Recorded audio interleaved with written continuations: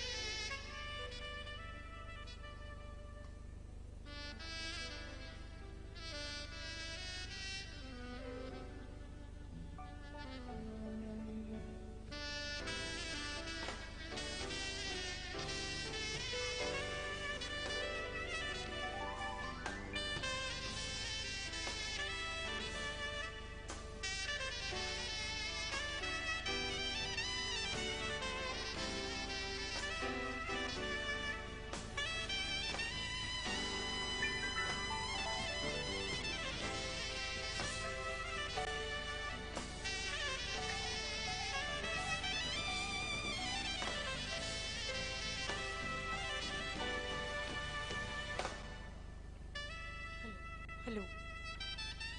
Hello.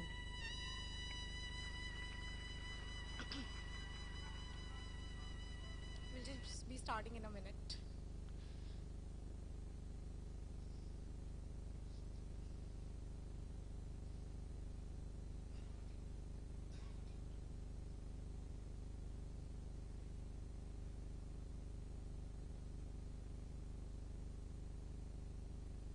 I request everyone to please settle down and we can start.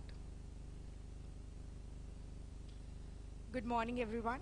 Ladies and gentlemen, distinguished guests and esteemed participants. Welcome to the grand inauguration of the 4th edition of the Forum on Energy Efficiency and Decarbonization FEED 2024. Building on the success of IESC 2019, FEED 22, and FEED 23, today marks another milestone in our commitment to shaping a sustainable future. Brought to you by the Alliance for an Energy Efficient Economy, AEEE, FEED 2024 is not just an event. It's a platform where innovation, collaboration, and commitment converge. We are honored to be the focal point for discussions on decarbonization and smart energy management, two pillars that are essential for achieving a net zero economy. FEED 2024 places a robust emphasis on knowledge transfer and technology adoption across the entire value chain. As we gather here, we recognize the critical role that energy efficiency plays in shaping the future of our nation. Aligned with the G20 New Delhi Leaders Declaration and the agenda of COP28, FEED 2024 will be laser focused on achieving India's energy efficiency commitments by 2030, fueling investments, creating green jobs, and forging key alliances. As we kick off, let the conversations begin, let the collaborations flourish, and let's collectively strive for more energy efficient and sustainable tomorrow. To mark the commencement of this monumental conference, I invite our distinguished guests to step forward and illuminate the lamp, symbolizing the light of knowledge and innovation that will guide us through this conference. It is my great pleasure to invite Shri Abhay Bakre ji, not coming, okay. Mr. Arijit Sangupta, Mr. Saurabh Kumar. Okay, sure. We'll have the lamp later. So, first to the chair, I'd like to invite Mr. Venkat Garimella, Chairperson AEEE and Vice President, Sustainability and Strategic Transformation, Schneider Electric, to the stage to deliver the welcome address. Mr. Venkat is a prolific business leader with over 25 years of experience in running and managing businesses across the domains of energy efficiency and digitization.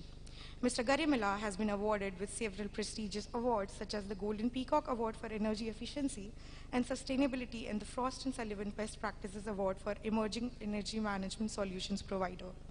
Currently, he is leading sustainability and strategic transformation for Schneider and chairing the EC at AEEE with a strong passion and enthusiasm for energy efficiency and its possibilities. Mr. Venkat, please.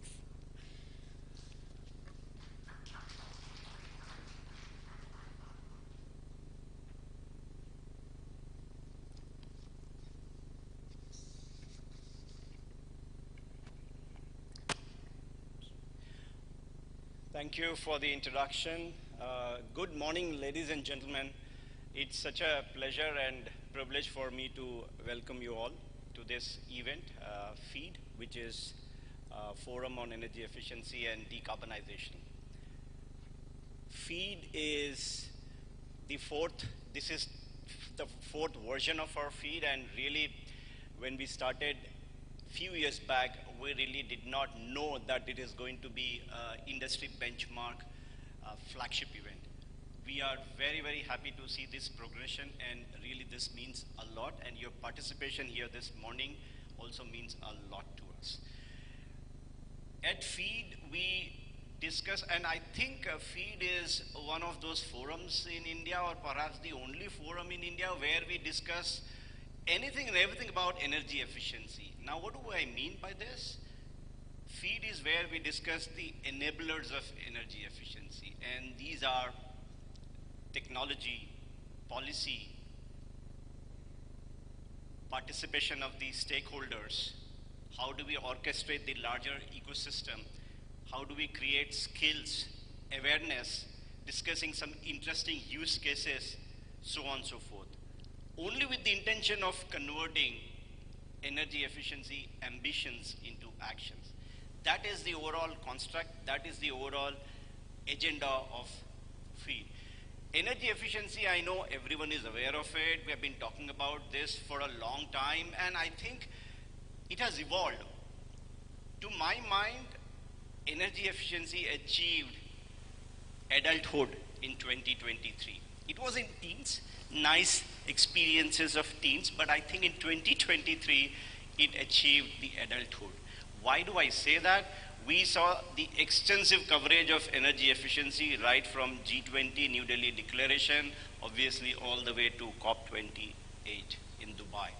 Energy efficiency now has started getting noticed. You have a new, nice, handsome, good-looking adult out there. Everyone is taking a notice of this. Energy efficiency is becoming attractive, desirable, and also becoming responsible. So this is what I feel coming of age of energy efficiency, and 2023 hence was a pivotal moment. Of course, energy efficiency has a lot to contribute, and I'm sure you are going through the overall scope and opportunity of energy efficiency. Just to share some of the insights, the New Delhi Declaration, G20 and COP talked about voluntary improvement of energy efficiency by 4%, which is doubling on the base of 2022, right? which essentially would really contribute in close to 190 exajoules of energy demand offset, which really contribute to saving, let's say, 11 billion tons of CO2, creating 12 million jobs, so on and so forth. So energy efficiency has been very, very well understood in terms of its contribution. By the way, doubling energy efficiency, the ask is 4.2% improvement in energy efficiency by 2030, improving year on year, 4.2 by 2030, may sound not a big number, but it is fairly ambitious. 4.2% of energy efficiency improvement, doubling as we call it, is nothing but 3 times the average of energy efficiency that the world has achieved in the last 2 decades. Many countries have touched this 4.4% of energy efficiency improvement maybe only once in last 10 years. Right? So it's an ambitious task. It is definitely a doable task, and conversations, dialogues like this certainly will help us to create ambition into action. For India, certainly it means a lot. Energy efficiency is going to be a crucial enabler for decarbonization of India and also for making India energy independent. If I have to refer 2022-23 Bureau of Energy Efficiency report, in few minutes we'll have Mr. Bakre also here sharing more insights about that. Just to refer that report, the significant contribution of energy efficiency last year has been well recognized. Energy efficiency has resulted into more than 300 billion units of electricity saving, has resulted into more than 300 million tons of CO2, has also impacted in close to about 6 to 7% of primary energy usage for the country. This is just for 1 year. So any way you look at it, it is going to be a big, big contributor for overall development, for overall energy equity. When I say energy equity, I emphasize energy access and energy affordability, and also other socio-economic evolution. So that is what energy efficiency is all about. AEEE, you will hear a lot about AEEE, and AEEE, for some of you who don't know, was created 15 years back with the agenda of mainstreaming energy efficiency so as to catalyze responsible use of energy for climate resilient and energy secured future in India. That is what the purpose of AEEE was. AEEE also is very uniquely structured in the way it is governed and managed. AEEE is registered as an industry-led organization and managed at the highest standards of governance by the Executive Council, which is nothing but the elected body of the members. So that is pretty much about AEEE. I myself have been associated with AEEE for now 6 years, and what a phenomenal journey for me personally. A lot of inspiration, a lot of learning, and that is what AEEE really brings on board. Before I kind of sign off and kick off this event, one more thing about AEEE. We at AEEE measure the impact in 3 specific outcomes, right? One is to make 100 gigawatt of demand offset by enabling energy efficiency initiatives by 2030, number 1. Number 2, to facilitate more than 1 lakh crore investment in the energy efficiency initiatives by 2030.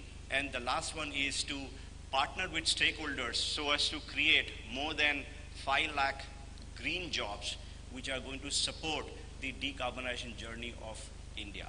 So these are, and again by 2030. So these are the 3 objectives, or these are the 3 impact areas where AEEE is going to measure itself, and it is indeed a very, very exciting journey for all of us.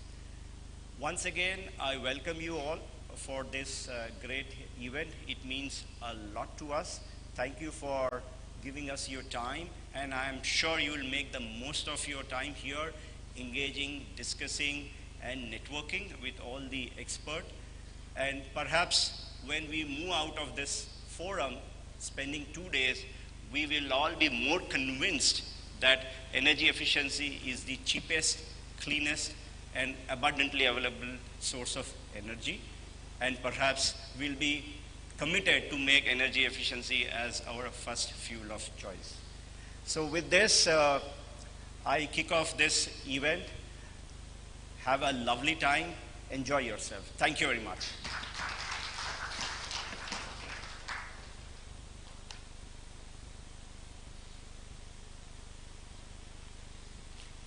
Thank you so much, sir. So before we go further, we'll take a moment to reflect on the remarkable strides made by the Alliance for an Energy Efficient Economy since the last edition of FEED. Over the past year, AEEE has tirelessly championed the cause of energy efficiency and decarbonization. Through strategic collaborations, innovative initiatives, and proactive engagement, AEEE has emerged as a catalyst for change in the energy landscape. We have a small recap of the year that we would like to show you.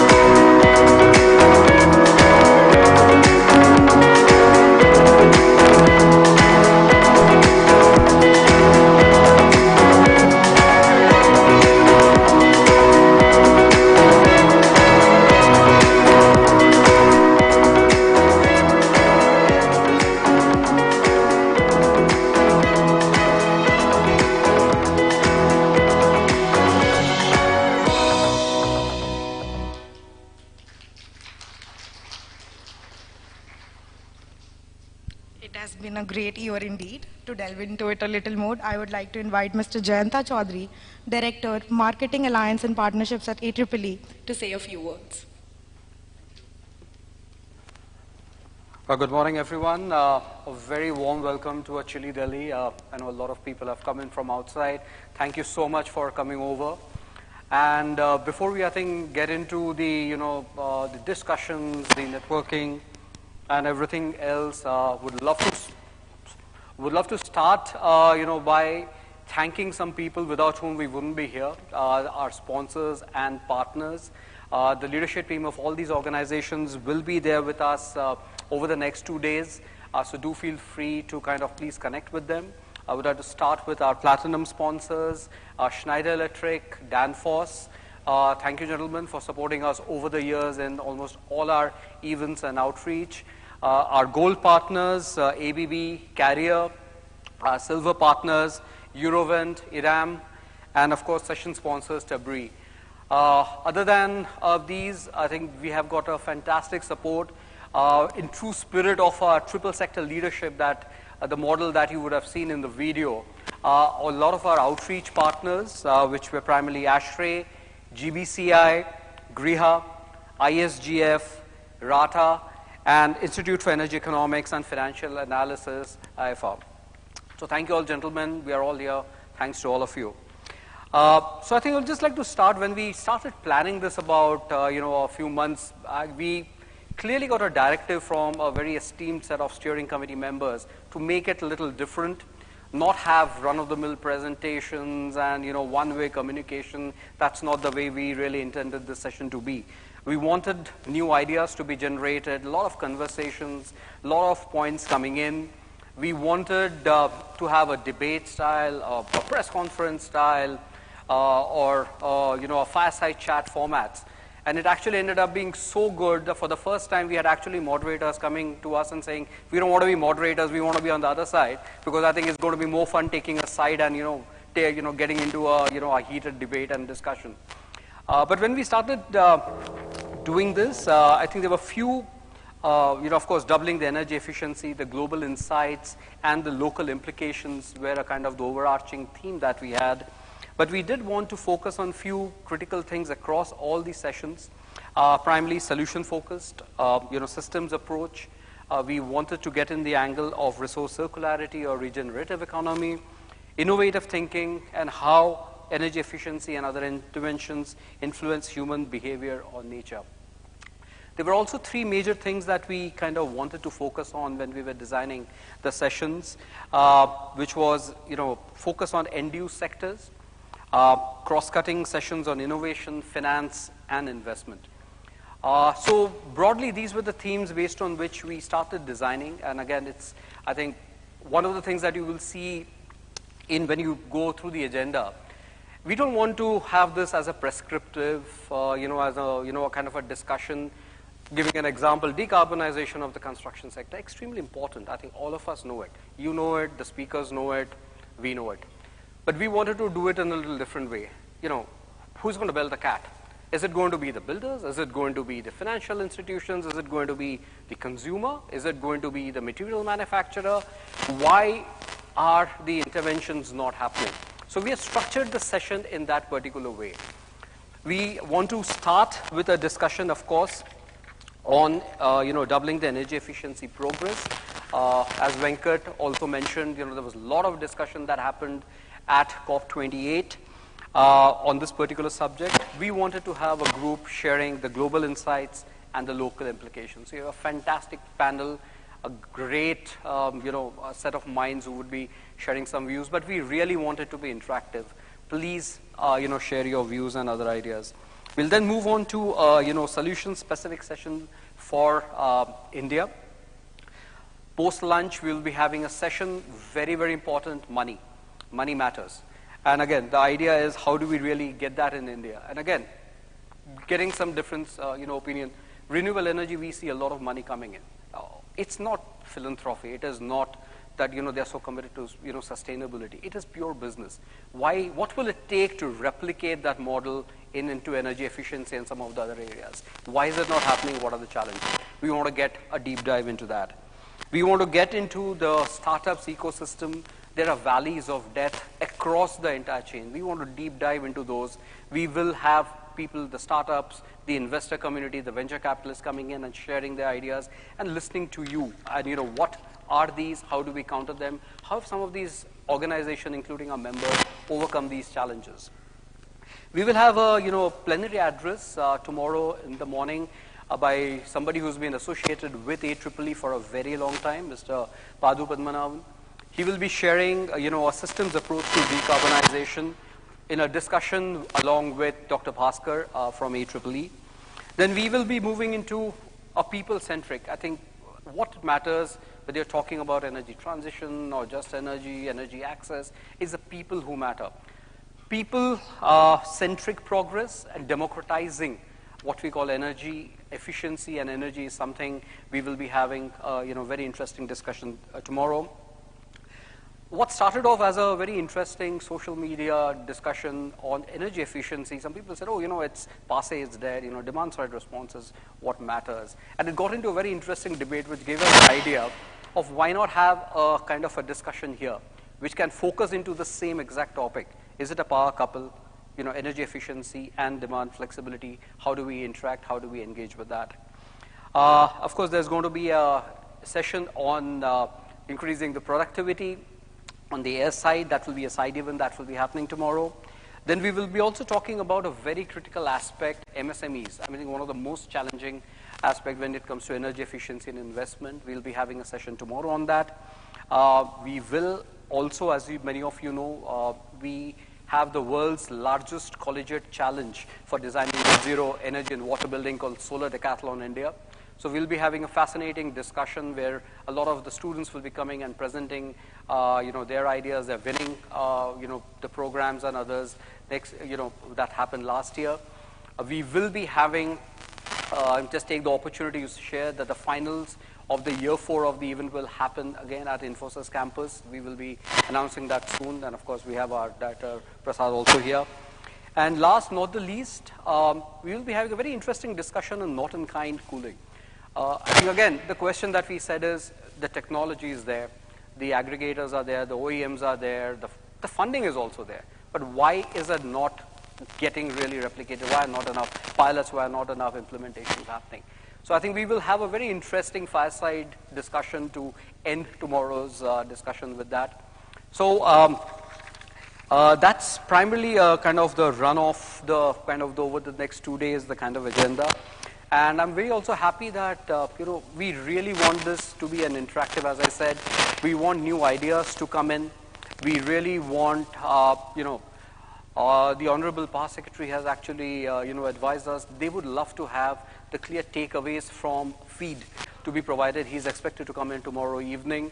And that's the importance of this session. Please treat it also as a stakeholder discussion or consultation. Because I think the inputs that we generate over here is going to be extremely valuable for this particular thing. So thank you again, everybody, for coming in. Now I'll kind of request Satish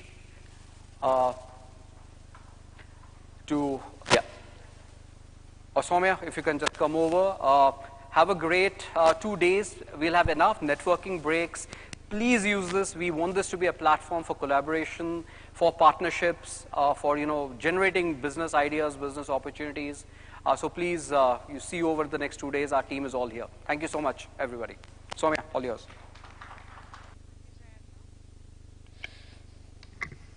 So we can proceed with the lamp lighting now. So to mark the commencement, I would like to invite to the stage Shri Abhay Bakre ji, DG BEE, Mr. Venkat Garimella, Final Electric, Mr. Anish Day, KPMG, Dr. Satish Kumar, AEEE, and Mr. Pramod Singh, AEEE, to the stage.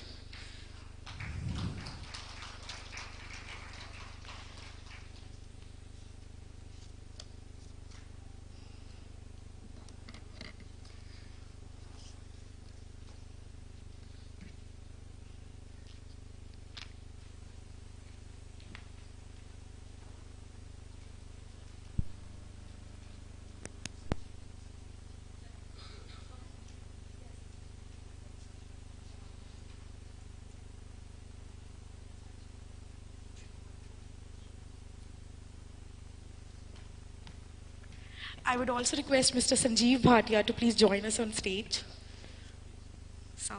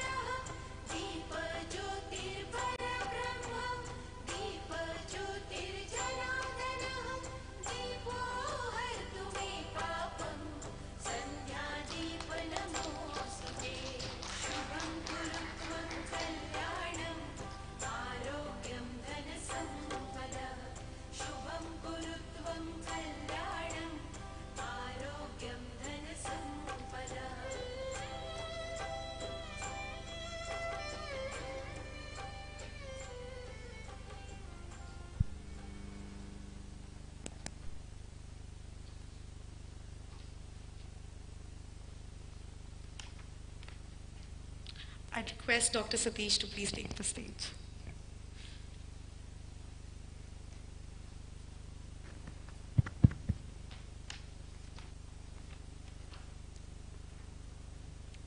Thank you, Soumya. I hope I am audible. Good morning, everybody, and a very warm welcome to all of you who have found time to come and be part of this feed session.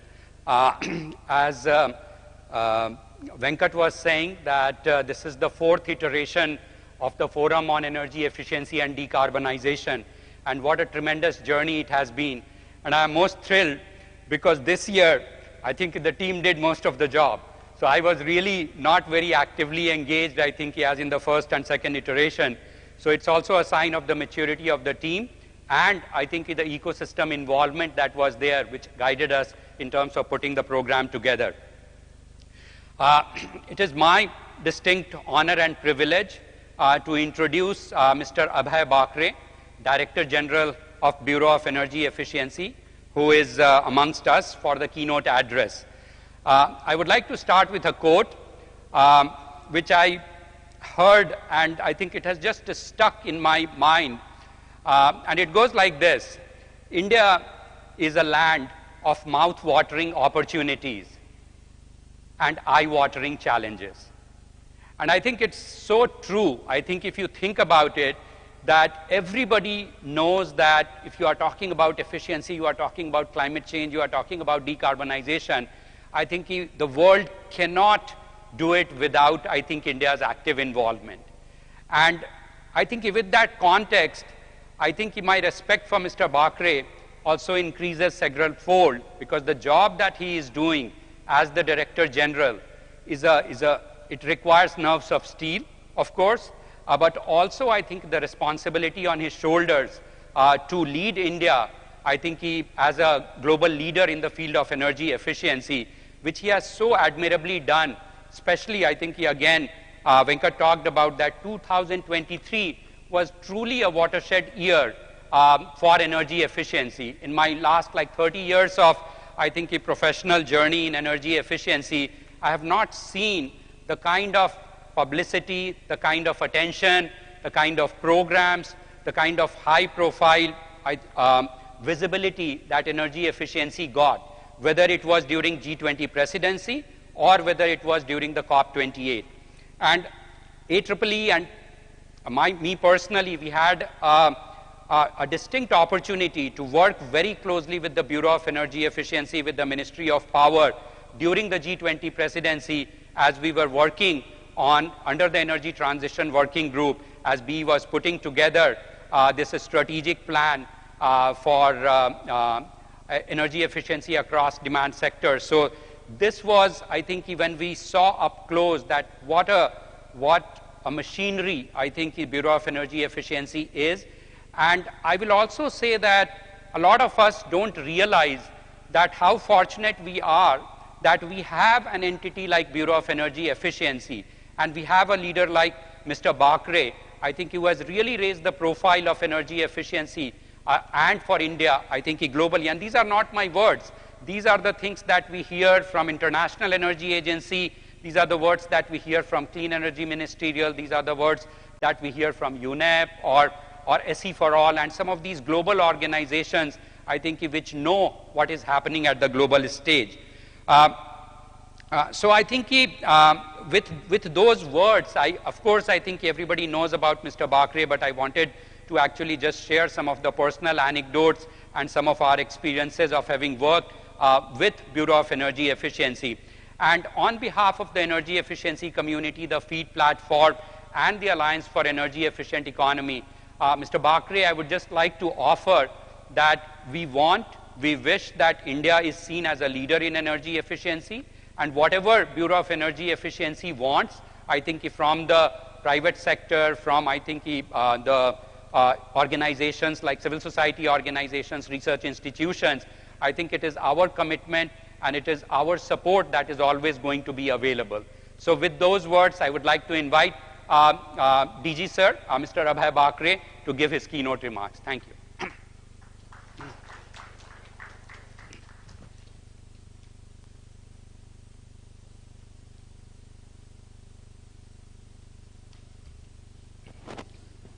Namaskar, good morning.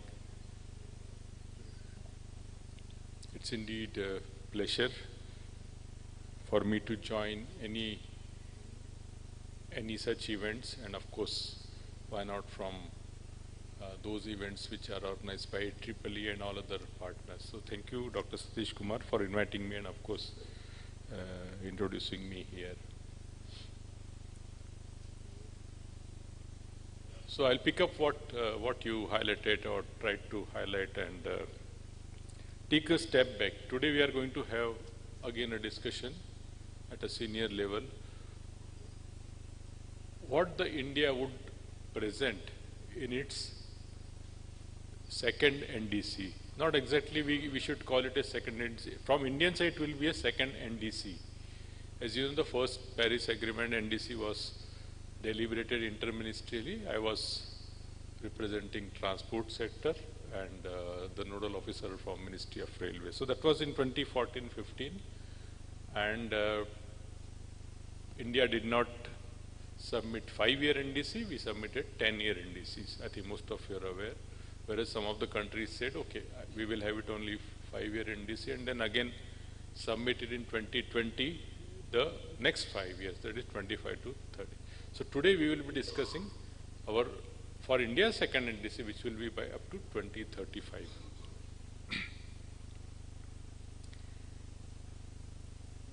This process of NDC, knowingly or indirectly, knowingly or unknowingly, endorse the importance of energy efficiency. Not the way it was presented, but more so how it was realized. And if I take now the current situation, when the IPCC report talked about global net zero by 2050, because they said that if we don't achieve, you are not going to contain ourselves within 1.5 degree, and if it is above 1.5 degree, where it's a 2 degree, 2.1, 2.2, or you are going to have much larger consequences by the end of this century. And we have already seen that. But in that process, when they realize that to get it there, you need at least 40% reductions through energy efficiency. Now, having known such a huge contribution of energy efficiency, yet since 2018 or 2019, or even before that or after that, everybody knew the importance of energy efficiency, and subsequently after the IPCC report was quantified. Yet institutionally or even politically, I may say, the countries did not come together to address energy efficiency in a more, you can say, more effective manner. It is not that the energy efficiency was not known or not talked about. Everybody was talking. Everybody was trying to give importance, but not in a way that you will get the results in a more definite and constructive manner. It was more of a kind of a consumer-led initiative, bottom-up approach, and everybody perhaps believed, yes, it's a good thing, but it can happen automatically. And when they realized that it cannot happen automatically, they thought that we don't have policies. But why we don't have policies, nobody could realize. Can we learn from different countries? Nobody could realize. Can we at least see what are the success stories available in different countries? It was not deliberated. And as I mentioned, again, that having known that 40% share of emission reduction to get the net zero by 2050 globally, this share can come from energy efficiency, yet it was not talked about in a much larger way in any of the COP. So that, as Dr. Satish said, this was the major difference in 2023. In Indian presidency, we tried to bring together every country who is doing more or less on energy efficiency on the same platform, making them realize, yes, these are the effective policies, you can try. These are the policies you have tried and you have got success. Let us share with other countries. These are the options available. These are the menu. This is the menu card available. This was the word I kept on using, the menu card. Menu because whichever you feel, whichever you like, whichever is feasible for your country, please use this policy and improve your efficiency. And that's where everybody started then taking it seriously. Yes, this is available. This is available at a much lesser cost. This is available at a much easier way. Because energy efficiency doesn't need any boundaries. It is available at every consumer. It is available at every sector. It is available in every continent, every country. You don't have to face the challenges which other decarbonization efforts are facing. Critical minerals, supply chain, availability of sunshine, wind, everything. Those are all other challenges which you have to grapple because these are beyond your control, or perhaps you have to address in a different way. Energy efficiency is much simpler approach. But the other challenge is that how to actually pursue the consumers, because it happens at the consumer end.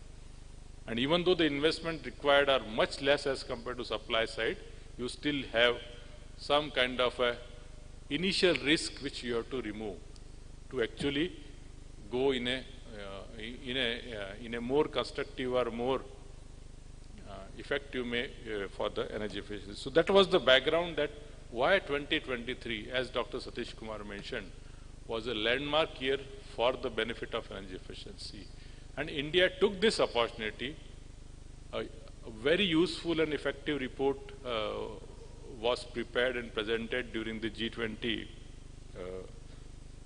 events and ETWG. It was prepared by BEE with the help of AEEE and of course other partners like IEA and SE for all, they helped us. But that report actually gives not only a detailed thing but also very crisp solutions to all sectors. So this is the second thing which I want to say, that having presented this report has to now further go through with all the policymakers, not at a country like India because they are already there. On one hand, it has to go through every policymaker and up to political level. These are the effective programs being delivered in most of the countries, G20 members, beyond G20 members. So they have already tested there, whether it's a building efficiency code, whether it's a fuel efficiency norms, appliances standards, etc. Many countries are not at all aware, or even if they are aware, they are just putting a MEPS. Even MEPS is not there. How can you expect many of the countries not even offering efficient products to their citizens?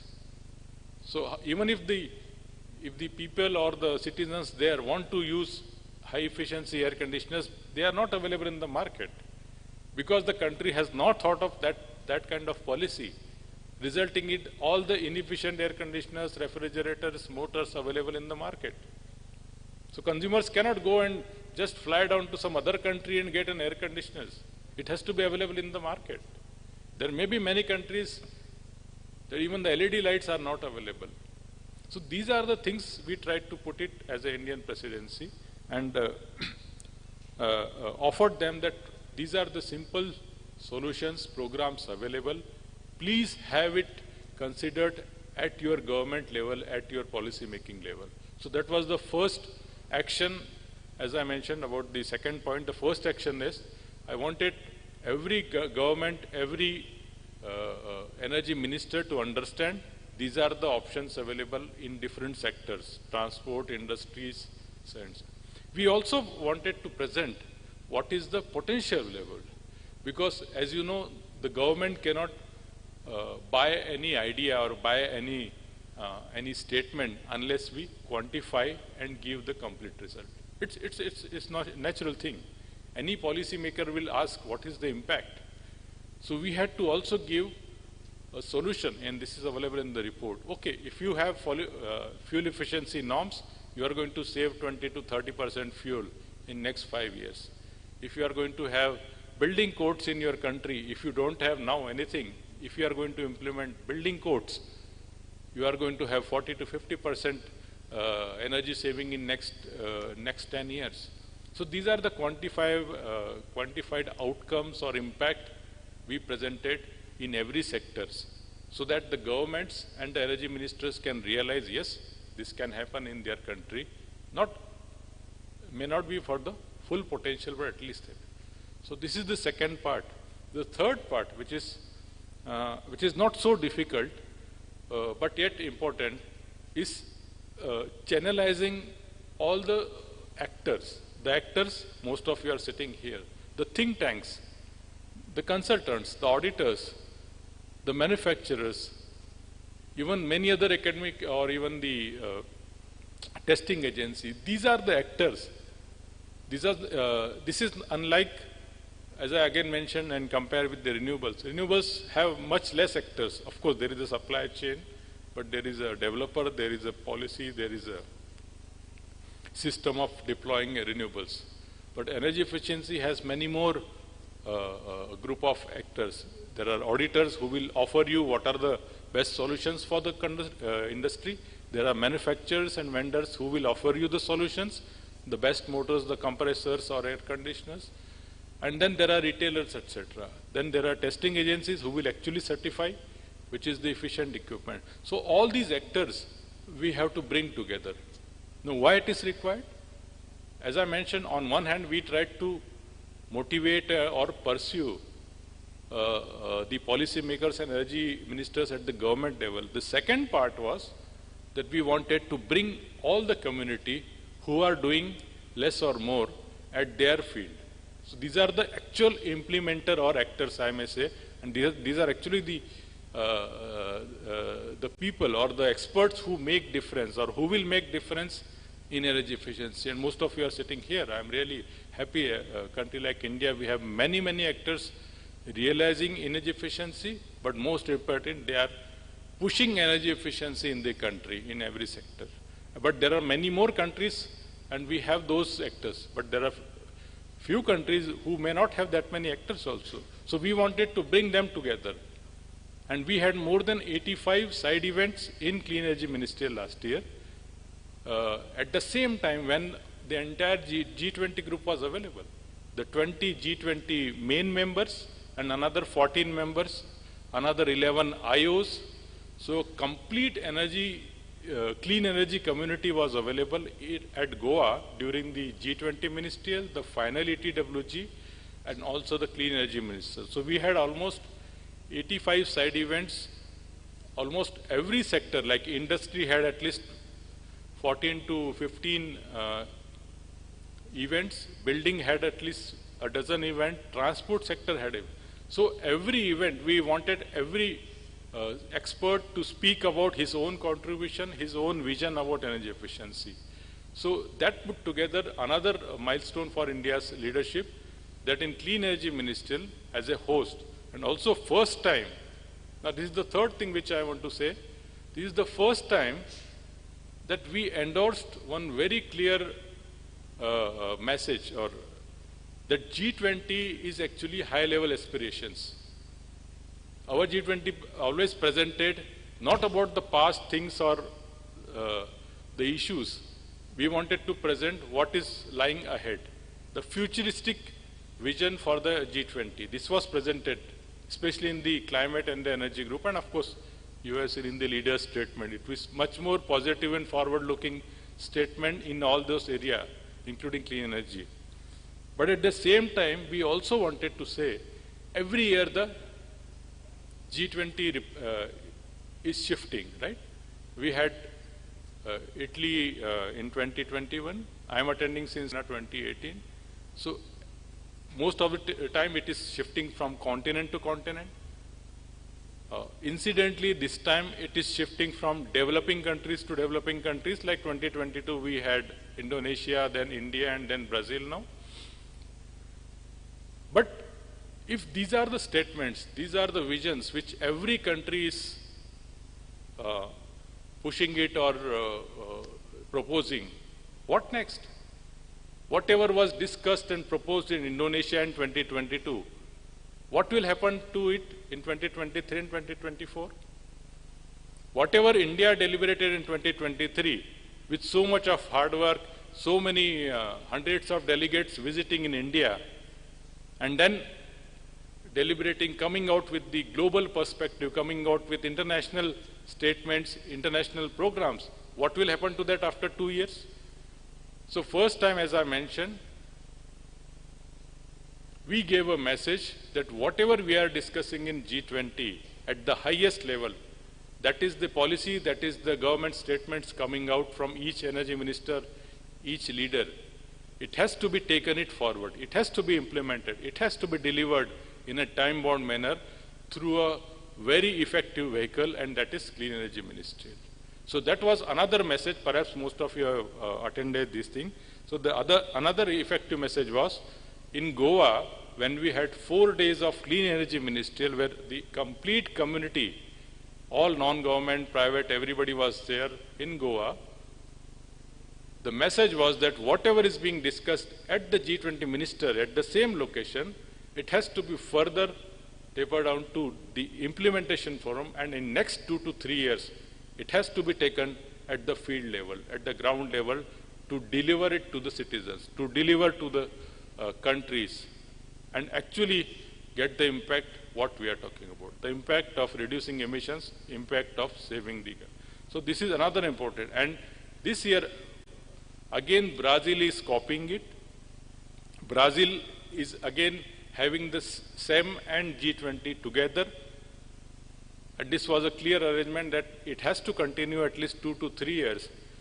That G20 becomes a high-level direction, and SEM becomes the implementation vehicle. Now the fourth thing, having done all these things, should we limit only to G20? No, not at all. So we had to take it to COP. And then, as I mentioned, even despite knowing the importance of energy efficiency, we took it to COP. In COP, again, we tried to say, okay, should it be only a discussion at COP and coming out with some pledges and some statements? No. We had to take it to further implementation, and again through a SEM or any other equivalent forum or equivalent implementation vehicle. So now the clean energy will not be at the discussion level. It has to be implemented. It has to be converted into programs, not within the country. It has to be further deliberated among the countries through SEM. Reach out to COP with about 200 member countries. Reach out to G20, the high-level delegations, the high-level energy ministerial. So the complete package, because we cannot again delay by few more years. Our impact of energy efficiency will die down more and more if we delay further. So all of you who are all involved here, many thanks to BEE for your support to BEE. But as a BEE, we are just trying to institutionalize in a country like India, where we have the huge opportunity leveraging the benefits of our growing economy, because in a growing economy, the energy efficiency impact are much higher as compared to a stagnant or a developed economy, because the replication is not so there. So all these opportunities within the country, you are witnessing it, but actually you are delivering it to India. But here now my request is there, go beyond India, put forth our leadership to other countries. These are the vehicles, Clean Energy Ministerial, G20, COP, and make sure that all other partners across the world are also at the same page what we are trying. Let us learn from their best practice. Our report is already there. I think we will keep on coming with few more reports. But the ultimate objective is that this energy efficiency institution, which has actually got a completely different connotation in terms of impact on the emission reduction, post-Paris Agreement, now post-Glasgow, when we come out with the new set of indices for our country and for other countries, I think the energy efficiency should find a clear prominence, not only in terms of statements or pledges in COPs and G20, but also clear implementation vehicle, clear policies. Every country should one by one implement these policies and make sure that the low cost effective solution in terms of energy efficiency is available to every actor, every stakeholder in our climate change actions. Thank you so much for listening.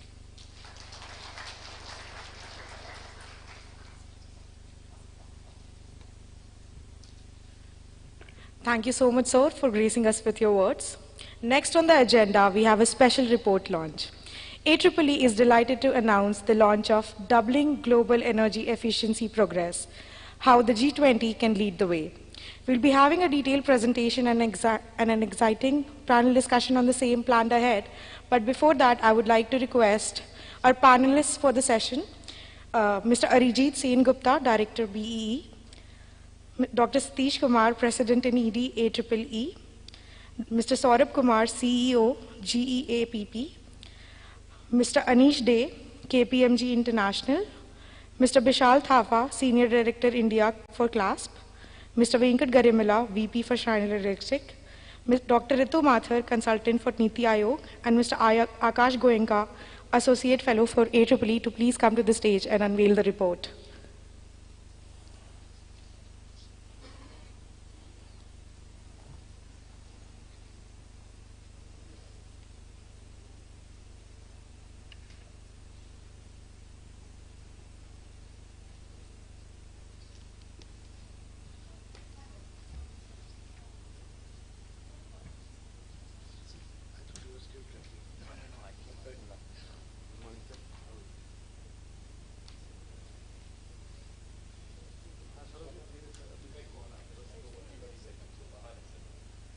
We're just waiting for a second. Mr. Saurabh is going to call.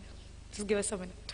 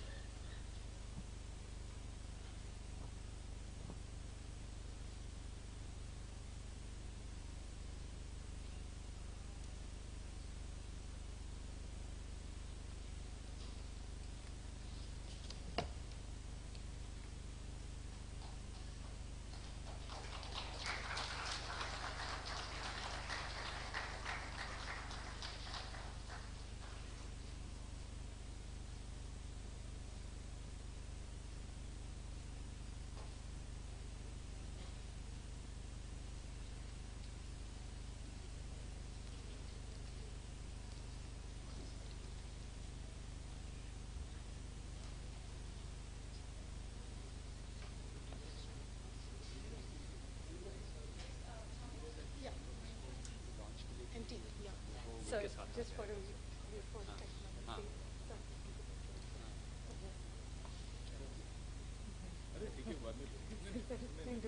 a quick photo. Group photo.